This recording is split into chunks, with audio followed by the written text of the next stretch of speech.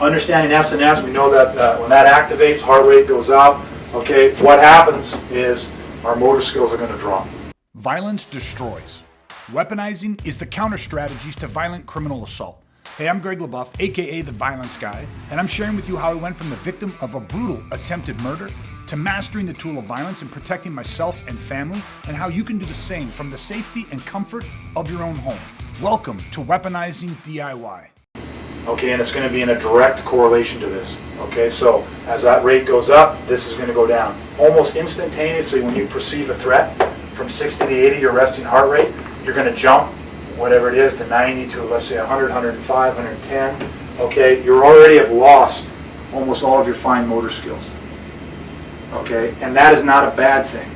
Because remember that when we get to our optimum of 115 to 145 beats per minute, okay, it is our optimum for survival. Our visual, our visual awareness, our cognitive awareness, okay, and our physical attributes, which means the physiological changes that we really want to have happening, like vasoconstriction, remember, shutting down the perimeter veins on our body, okay, it's preparing us to take assaults. It's preparing us to hit the hyperoxygenated blood that's starting to pump to the larger muscle groups.